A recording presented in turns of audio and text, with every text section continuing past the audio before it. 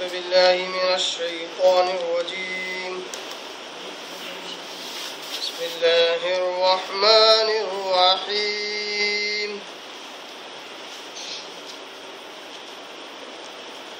زين للناس حب الشهوات من النساء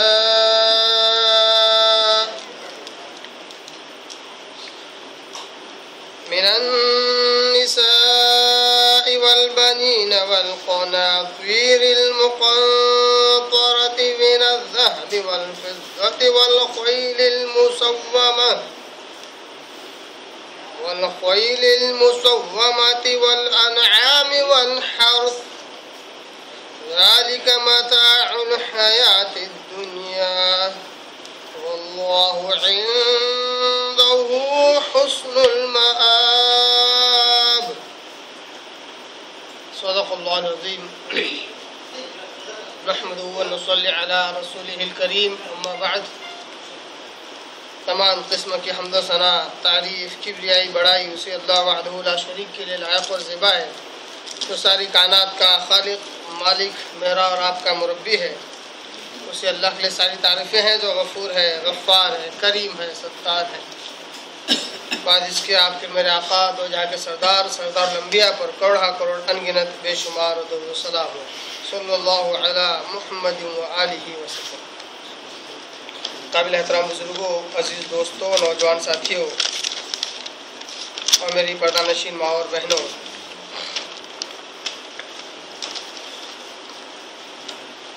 قرآن مجید کی ایک آیت کی میں نے تلاوت کی ہے،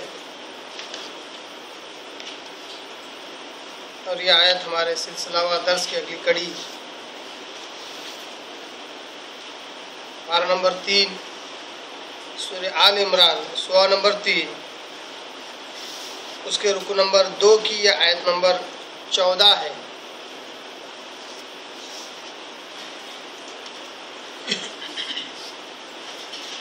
آیت اپنے معنی و مفہوم کے اعتبار سے بہت ہی جامع آیت ہے.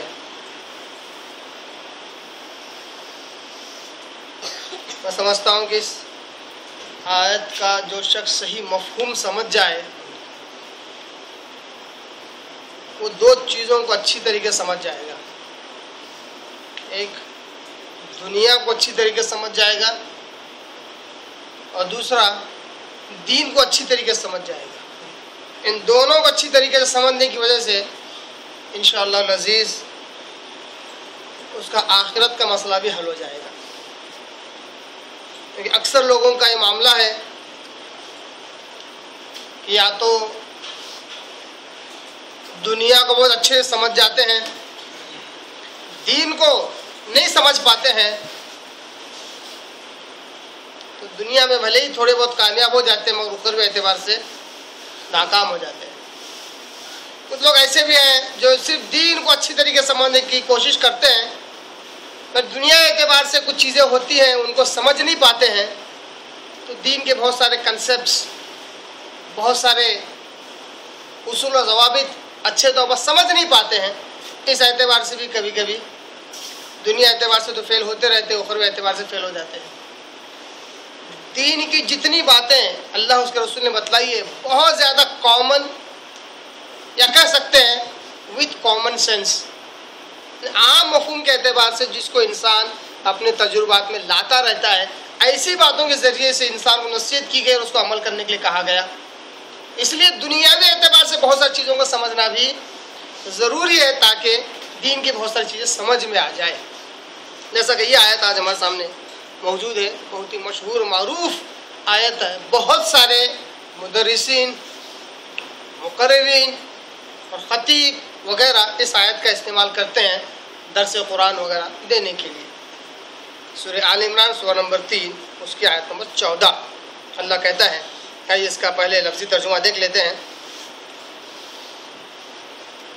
زین للناس، زین مزین کرنا، آراستہ کرنا، خوبصورت کرنا، بیوٹیفیکیشن کرنا. تزئین یعنی خوبصورتی، اسی سے اردو میں ہم لفظ استعمال کرتے ہیں زینت. نام رکھتے ہیں لڑکیوں کا، زینت، یہ خوبصورت والی، خوبصورت کی گئی، اسی سے بنا ہوا لفظ زین، مزین کرنا، آراستہ کرنا. زین للناس، لوگوں کے لیے آراستہ کر دیا گیا ہے، مزین کر دیا گیا ہے، اٹریکٹیو کر دیا گیا ہے، مرغوب کر دیا گیا ہے، دل پسند چیزیں بنا دی گئی ہے. حب الشہوات، محبت والی چیزیں بنا دی گئی ہے، وہ جو شہوات میں سے، مرغوب میں سے. تین قسم کے الفاظ اللہ نے اس آیت میں استعمال کیا. تینوں کا منشا حالانکہ ایک ہی کی طرف ہے، مگر تینوں الفاظ آ کر تاکید پیدا کرتے ہیں، تشریح اس کی کرتے ہیں، توضیح بیان کرتے ہیں، معنی اور مطالب میں اور گہرائی اور گہرائی پیدا کرتے ہیں. زینا، مزین اور آراستہ کرنا. اب جو چیز مزین اور آراستہ ہو، ظاہر سی بات ہے اس کی طرف انسان کا میلان ہوتا ہے. حب یعنی محبت والا، محبت ڈال دی گئی. اب جس چیز کے اندر محبت ڈال دی جائے، انسان کا دل اس کی طرف کھینچا ہوا جاتا ہے. شہوات، خواہشات. اب انسان کے اندر کس چیز کی خواہش ہو تو ظاہر سی بات ہے جس چیز کی خواہش اس کے دل میں انسان اس کی طرف جاتا ہے. تینوں الفاظ الگ الگ پیرائے سے اللہ نے استعمال کیا، منشا ایک ہی نظر آتا ہے، مگر تینوں کا استعمال کرنے کی وجہ سے اس آیت میں بہت زیادہ گہرائی اور گہرائی پائی گئی.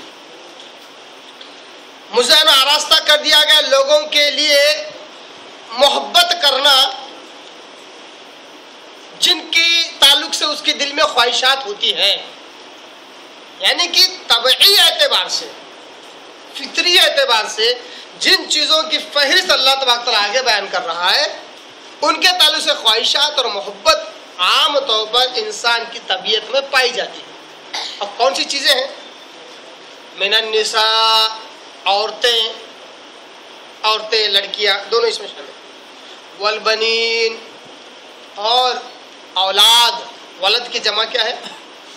اولاد. اولاد مطلب ایک اولاد کو اولاد نہیں بولتے، اس کو ولد بولتے. اولاد مطلب ایک سے زیادہ ہو، دو سے زیادہ ہو، اس کو اولاد کہتے ہیں. والقناطیر المقنطرہ من الذهب والفضہ. قناطیر، قنطار کی جمع. قنطار یعنی خزانہ. حیرت انگیز بات ہے، اللہ تبارک تعالیٰ نے قنطار کا لفظ دو بار الگ الگ پیرا سے استعمال کیا. ایک بار ایک جمع استعمال کیا اور ایک بار اس کی صفت استعمال کی، مقنطرہ. میں کہتا ہوں ایسا انداز عام انسان سوچ نہیں سکتا کہ اس طرح بھی الفاظ کو جوڑ کر ایسا بھی خیال پیدا کیا جا سکتا ہے. کسی عام انسان یا خاص انسان کے ذہن میں بھی ایسے تصورات، آئیڈیالوجی، ایسے خیالات نہیں آ سکتے. والقناطیر المقنطرۃ من الذهب والفضہ، ترجمہ ہوتا ہے اس کا، اور خزانوں کے خزانے جمع کرنا، من الذهب یعنی سونے میں سے، والفضہ اور چاندی میں سے. کیا ترجمہ نکل رہا ہے اس کا؟ حالانکہ قناطیر کہنے سے خزانہ ہو جا رہا تھا. سونے اور چاندی کے خزانے جمع کرنا انسان کی فطرت میں ہے، اس کی طرف اس کی رغبت پہلے سے پائی جاتی ہے، اس کی محبت انسان کے دل میں ڈال دی گئی ہے. مقنطرہ یعنی خزانوں کے خزانے، یعنی سونے اور چاندی کا خزانہ تھا، دل نہیں بھرتا ہے اس کا، وہ بولتا ہے ایک اور خزانہ چاہیے. خزانوں کے خزانے جمع کرنے کی خواہش اس کے دل میں ہوتی ہے. والخیل المسومہ، اور گھوڑے، خیل یعنی گھوڑے، مسومہ نشان زدہ. اگر اسمن کے اگر لفظ پر بنا ہوا ہے تو نامینیٹڈ، نشان زدہ، اسپیشل ون. والخیل المسومہ، نشان زدہ گھوڑے. یہاں پہ گھوڑے سے مراد اس وقت کے زمانے میں سواری تھی گھوڑا. آج کے زمانے میں گھوڑے اور گاڑی دونوں استعمال کر سکتے ہیں آپ، بائکس وغیرہ، کار وغیرہ. ان کے اندر بھی انسانی اعتبار سے انسان کے اندر فطری اعتبار سے ان کی محبت انسان دل میں ڈال دی گئی. والانعام، انعام یعنی مویشی جانور، پالتو جانور، اونٹ، گائے، بیل، بکری وغیرہ. والحرث، حرث یعنی کھیتی، باغات، ملاح جہاں پہ باغات جو کنویں کے بیس پہ سے جس کا کاشتکاری ہوتی ہے، بارش کے اوپر ڈیپینڈ نہیں ہوتا ہے، وہ کیا ہے؟ باغ، ملاح. اور جو دوسرے کھیتی باڑی ہوتی ہے جو بارش کے اوپر ڈیپینڈ ہوتے ہیں، دونوں قسم کی کھیتی باڑی اس میں آ گئی. اس کی محبت انسان کے دل میں ڈال دی گئی ہے. ذالک متاع الحیات الدنیا، یہ سب کچھ ہے کیا؟ ایک سمپل جملے میں اللہ نے اس کے بارے میں بیان کیا، کہا ذالک، یہ سب کچھ متاع، فائدہ اٹھانے کی چیز ہے، فائدہ اٹھانے کی چیز. کہاں پر؟ الحیات الدنیا، اس دنیا کی زندگی میں فائدہ اٹھانے کی چیز ہے. کیوں؟ کسی چیز کے تعلق اگر یہ کہا جائے کہ وہ فائدہ اٹھانے کی چیز ہے، اس کا کیا مطلب ہوتا ہے؟ اس کا کیا مطلب ہوتا ہے؟ اس کا مطلب یہ ہے، سب سے پہلا مطلب یہ نکلتا ہے کہ وہ وقتی ہے. تبھی تو یہ کہا جا رہا ہے کہ فائدہ اٹھانے کی چیز ہے. اگر وہ وقتی نہ ہوتا تو استعمال کی چیز ہوتی، فائدہ اٹھانے کی نہیں. دنیا میں کسی انسان کو خوبصورت سے خوبصورت عورت مل جائے، عورتیں مل جائے، خوبصورت سے خوبصورت بیٹے اور بیٹے ہی بیٹے مل جائے، یا خوبصورت بیٹیاں ہی بیٹیاں پیدا ہو جائے، خزانوں کے خزانے بھی ہو جائے، تب بھی یہ اس کے پاس ہمیشہ نہیں رہنے والے، وقتی اعتبار سے اس کے پاس رہیں گے، جن سے اس کو فائدہ اٹھانا ہے، اپنی آخرت کی تیاری کرنا ہے ان کے ذریعے سے. ذالک متاع الحیات الدنیا، دنیا اعتبار سے جب تک جی رہے ہو ان سے فائدہ اٹھانا ہے تاکہ دنیاوی مشکلات آسان ہو جائیں. واللہ عندہ حسن المآب، اور اللہ کے پاس، واللہ اور اللہ، عندہ اس کے پاس، کس کے پاس؟ اللہ کے پاس، حسن المآب، بدلے کے اعتبار سے، ثواب کے اعتبار سے، پلٹنے کے اعتبار سے اللہ کے پاس بہت کچھ بہتر ہے. حسن، بہت کچھ بہتر ہے، یعنی جن کا تذکرہ اللہ تبارک تعالیٰ نے بہترین چیزوں میں سے کیا دنیاوی اعتبار سے، کیونکہ بہترین سے بہترین ہے، یہ کچھ نہیں ہے اللہ کے پاس جو کچھ ہے اس کے مقابلے میں. حسن المآب، ثواب کے اعتبار سے، بدلہ پانے کے اعتبار سے اللہ کے پاس جو ہے وہ ان سے بھی بہت بہتر ہے. یہ تھی آیت نمبر 14، اس کا لفظی ترجمہ اور مختصر سی تشریح جو ان الفاظ کو سمجھنے کے لیے لگ رہی تھی، میں نے آپ کے آگے رکھا. اب آئیے ان آیت کے ٹکڑوں کو ہم سمجھتے ہیں. اللہ نے کہا زُيِّنَ لِلنَّاسِ حُبُّ الشَّهَوَاتِ مِنَ النِّسَاءِ وَالْبَنِينَ وَالْقَنَاطِرِ الْمُقَنطَرَةِ مِنَ الذَّهَبِ وَالْفِضَّةِ، اور انسان کے لیے مرغوب کر دی گئی ہیں دنیا کی چیزوں میں سے عورتیں، لڑکیاں، اور بنین اولاد، اور خزانوں کے خزانے جمع کرنا سونے اور چاندی میں سے، نشان زدہ گھوڑے اور پالتو جانور اور کھیتی باڑی.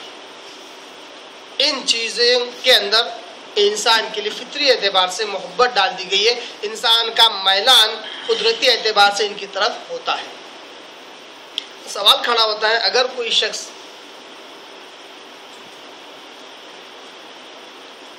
سونے اور چاندی کے جمع کرنے کی محبت اس کے دل میں ہے تو کیا یہ صحیح ہے؟ اپنی بیوی سے حد سے زیادہ محبت کرتا ہے، یہ دنیا کی عورتوں سے اس کو عام طور پر محبت ہے جو اس کے لیے جائز ہے، کیا یہ صحیح ہے یا غلط ہے؟ اسی طرح ایک شخص ہے کہ بہت زیادہ بکریاں، اونٹ وغیرہ پالنے کا شوقین ہے، یا 1 سے 2 سے 3 کاریں، گاڑیاں رکھنے کا شوقین ہے، کیا یہ صحیح ہے یا غلط؟ کیسے معلوم کریں گے؟ اس کے لیے 4 باتوں کو یاد رکھنا ضروری ہے. نمبر 1، جن چیزوں کا اللہ تبارک تعالیٰ نے یہاں پر ذکر کیا بالخصوص دنیاوی اعتبار سے، جو کہ اصل دنیا کا ہے، اصل دنیا کہہ سکتے ہیں، یہ جو چیزیں ہیں یہ طبعی اعتبار سے مرغوب ہیں. کیا ہے؟ اس کا دین سے، دین کے نفاذ سے، ماحول سے اس کا کوئی تعلق نہیں ہے۔ طبعی اعتبار سے، فطری اعتبار سے یہ مرغوب ہے۔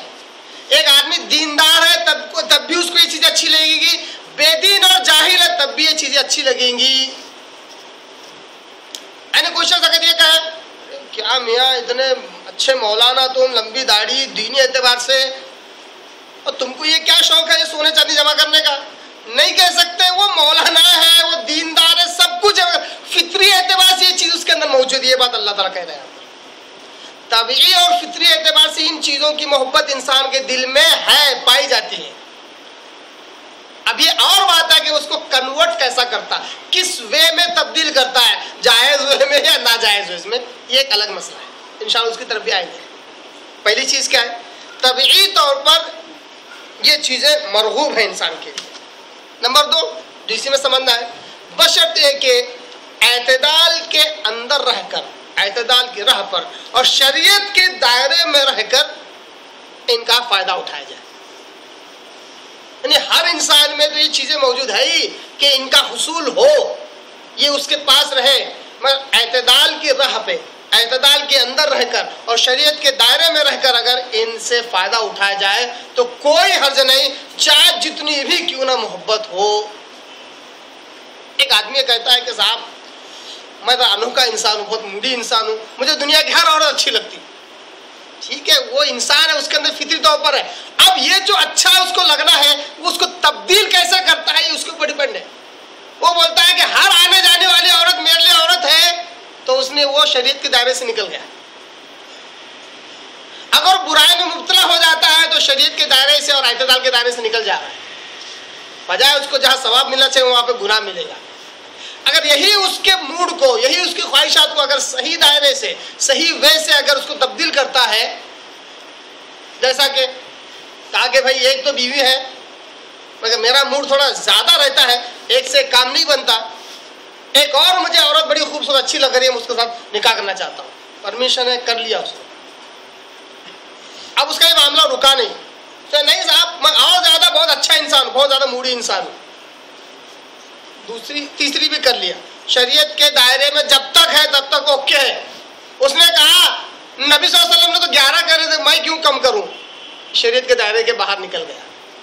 دلیل تو حالانکہ رسول کی دے رہا ہے، میں صرف رسول کی اجازت تھی، یہ 4 سے آگے بھی بڑھنے کی کوشش کر رہا ہے، یہ شریعت کے دائرے سے اور اعتدال کے راہ سے باہر نکل رہا ہے، یہ اس کے لیے جائز نہیں ہے۔ تو دوسری چیز کیا ہے؟ دوسری شرط یہ ہے کہ اعتدال کے اندر رہ کر، شریعت کے دائرے میں رہ کر ان کا حصول ہو، ان سے فائدہ اٹھایا جائے۔ نمبر 3 جو اس آیت سے معلوم ہو رہی ہے، ان کی محبت ناپسندیدہ نہیں ہے۔ فطری طور پر یہ چیزیں موجود ہیں، اس لیے ان سے محبت اگر کسی کے دل میں پائی جائے تو وہ ناپسندیدہ نہیں ہے۔ نمبر 4 اور اہم چیز، نمبر 4 بڑی اہم چیز، ان کی جو تزئین اور آراستگی جو ان میں پائی جاتی ہے وہ اللہ کی طرف سے ہے۔ کس کی طرف سے ہے؟ عورت میں خوبصورتی اللہ نے رکھا، اسی طرح سونے اور چاندی کے جمع کرنے میں اللہ نے خوبصورتی رکھا، اٹریکشن رکھا۔ اولاد کا ہونا چاہے زیادہ ہو یا کم ہو، کسی کو 2 زیادہ اچھے لگتے ہیں، کسی کو 10 ہوں گے تو زیادہ خوشی ہوتی ہے کہ میری فوج بڑھ رہی ہے۔ بہرحال کسی بھی اعتبار سے اس کو اچھا لگتا ہے، فطری اعتبار سے اس طرف میلان، اس کے اندر خوبصورتی پائی جاتی ہے۔ اسی طرح گھوڑے گاڑی رکھنا، پالتو جانور پالنا اور کھیتی باڑی وغیرہ رکھنا، جس کو آپ کہہ سکتے ہیں آج کیا کہتے ہیں، بہت زیادہ کھیتی باڑیاں یا پلاٹس وغیرہ رکھنا، ان کے اندر جو خوبصورتی پائی جاتی ہے اور اٹریکشن پایا جاتا ہے، اس کے اندر اللہ نے جو اٹریکشن رکھا ہے، کیوں رکھا؟ سوال یہی کھڑا ہوتا ہے، اگر ان کے ذریعے سے انسان آزمائش میں ڈالا جاتا ہے تو اللہ نے کیوں رکھا؟ اب اللہ نے رکھا مطلب ظاہر سی بات ہے انسان، ان کی طرف انسان کا میلان ہوگا اور ان کے حصول میں گڑبڑ کرے گا، تو ظاہر سی بات ہے گناہوں میں اور فتنے میں مبتلا ہو سکتا ہے۔ تو سوال کھڑا ہوا اللہ نے کیوں رکھا ان میں یہ چیزیں، ان کے اندر خوبصورتی کیوں رکھا؟ بطور آزمائش۔ کیوں رکھا؟ بطور आजमाइश। दलील कुरान मजीद की एक आयत देखते हैं, सूरह कहफ सूरा नंबर 18 की आयत नंबर 7 में अल्लाह तबारक तआला कहता है, इन्ना जअलना मा अलल अर्दि ज़ीनतल लहा लिनब्लुहुम अय्युहुम अहसनु अमला। बड़ी ही प्यारी आयत है, सूरह कहफ सूरा नंबर 18 की आयत नंबर 7। इन्ना जअलना मा अलल अर्दि ज़ीनतल लहा। इतना पहले तर्जुमा करता हूँ। बेशक हमने बनाया है मा अलल अर्द, जो कुछ जमीन पर है, ज़ीनत अल्लाह, जमीन की जीनत, जमीन की खूबसूरती। जमीन में जो जो चीजें पाई जाती है हमने जमीन के लिए खूबसूरती बरती और उस चीज को भी खूबसूरत बनाया। इसी जमीन पर औरतें हैं, औरतों में खूबसूरती आने का मतलब जमीन की खूबसूरती आ गई। इस जमीन पर सोने चांदी का होना इस जमीन की खूबसूरती है। इस जमीन पर सूरज का निकलना, चांद का निकलना जमीन की खूबसूरती है। इस जमीन पर पहाड़ों का रखना जमीन की खूबसूरती है। इस जमीन पर पेड़ पौधे, खेत खलियान का लहलहाना, हरे भरे पेड़ों का दिखाई देना जमीन की खूबसूरती है। इस जमीन को अल्लाह ने इस अंदाज से खूबसूरत क्यों बनाया? अल्लाह ताला जवाब देता है, लिनब्लुवहुम, ताकि हम इसके जरिए से इंसान को आजमाएं। क्यों आजमाना चाह रहा अल्लाह ताला? अय्युहुम अहसनु अमला, मैं ये देखना चाहता हूं कि इनमें से कौन अच्छे अमल करता है। इनमें से कौन? अल्लाह का मकसद क्या है? अल्लाह कहता है कि तुमको जो चाहिए वो मैं दे दूंगा। तुमको दुनिया में रहने के लिए जो फैसिलिटी चाहिए बोलो मैं सब दे दूंगा। शर्त यह है कि तुम्हारे अमाल अच्छे हो। अल्लाह ने जब से दुनिया बनाया, अल्लाह का यही उसूल है, क़यामत तक अल्लाह का यही उसूल रहेगा। आज आप देख सकते हैं बहुत से लोगों की ये शिकायत होती है कि अल्लाह से बहुत मांगता हूँ साहब मिलता नहीं। क्या कहते हैं? बहुत दुआ करता हूँ मिलता नहीं, जबकि ये गलत बात है। मांगता बहुत कम है, देता अल्लाह बहुत ज्यादा है। और जो मांगता है वो भी देता है अल्लाह। अल्लाह तबारक तआला जो मांगता है वो भी देता है, जो नहीं मांगता है वो भी देता है। अल्लाह कहता तू जो मुझसे कहेगा मैं दे दूंगा, मगर शर्त यह है कि तू अच्छे अमाल करने वाला बने। इसलिए इंसान अगर दुनिया में सब कुछ मांग दे तो हो सकता अल्लाह उसको सब कुछ दे दे। इसके बाद वो अल्लाह की पकड़ से नहीं बचेगा अगर वो अच्छे अमल नहीं करेगा। अय्युम अहसनु अमला, अल्लाह कहता है मैं जानना चाहता हूँ कि तुम में कौन अच्छे अमल करता है। मैं देखना चाहता हूँ कि तुम में कौन अच्छे अमल करता है। ये एक आयत बहुत बड़ी दलील है इस बात पर कि अल्लाह ने दुनिया क्यों बनाया। अल्लाह ने दुनिया क्यों बनाया, ये आयत और सूरह 29वें पारे का सबसे पहला सूरा सूरह मुल्क तबारकल्लज़ी, उसकी आयत, दोनों आयतों को मिलाने के बाद हमें इस सवाल का जवाब मिलता है कि अल्लाह ने इस दुनिया को क्यों पैदा किया। बहुत सारे इसलिए कह रहा हूँ कि अक्सरियत इस अकीदे के हामिल है कि अल्लाह ने दुनिया क्यों पैदा किया, तो वो कहते हैं कि अल्लाह ने दुनिया इसलिए पैदा किया ताकि वो जाना जाए। ऐसा अकीदा रखते हैं लोग। By that way he should be identified. इसको एक हदीस कह के भी लोग पेश करते हैं। मैं अगर बराह रास्त कह दूं कि बाज सूफी किस्म की ज़हनियत रखने वाले ये हदीस बयान करते हैं, और जब ये पूछा जाता है कि ऐसा क्यों, तो इसकी दलील यही देते हैं कि अल्लाह ने दुनिया क्यों बनाया, ताकि वो पहचाना जाए। नऊज़ बिल्लाह अस्तगफिरुल्लाह। एक तो ये मन घड़त झूठी हदीस है, दूसरा अल्लाह की ज़ात पे बहुत बड़ा क्वेश्चन मार्क है। अल्लाह की ज़ात की बहुत बड़ी तौहीन है। क्या इससे ये साबित होता है कि अल्लाह ताला बेनियाज नहीं है, अल्लाह मोहताज है। मतलब अल्लाह को कोई जानता ही नहीं था, अल्लाह ने दुनिया पैदा किया ताकि अल्लाह को वो पहचाने। ये कौन सी बात है? जो खालिक है मखलूक को पैदा कर रहा है ताकि अपने आप को पहचानने के लिए पैदा करे, गलत बात। अल्लाह तो कुरान में कहता है इस आयत में और सूरह मुल्क की आयत में कि अल्लज़ी खलक़ल मौत वल हयात लियब्लुवकुम अय्युकुम अहसनु अमला। वही अंदाज है जो यहाँ पर है। उसी अल्लाह ने जिंदगी और मौत को पैदा किया। जिंदगी और मौत दोनों के दरमियान क्या है? इंसान की जिंदगी, दुनिया, نے دنیا کو اس لیے پیدا کیا، الذی خلق الموت والحیات لیبلوکم ایکم احسن عملا، تاکہ وہ تمہیں دیکھے اور آزمائے کہ تم میں کون اچھے عمل کرتا ہے۔ اللہ کا مقصد ہمیں آزمانا ہے، اس لیے کہتے ہیں کہ دنیا ایک امتحان گاہ ہے، ایگزام ہال ہے۔ یہاں جو انسان صحیح ایگزام دے گا اس کے حساب سے اس کا رزلٹ یوم حساب کے دن ہوگا۔ یہ اس آیت کی ابتدا تھی جو میں نے آپ کے آگے رکھا۔ اس کے بعد جو ایک ایک فہرست کا جو ایک ایک ٹکڑا ہے انشاءاللہ اس کی تفصیل ہم دیکھتے جائیں گے۔ اللہ سے دعا کرتا ہوں کہ اللہ تعالی ہمیں قرآن کو صحیح سمجھنے، اس پر عمل کرنے کی توفیق عطا فرمائے۔ وآخر دعوانا ان الحمد للہ رب العالمین۔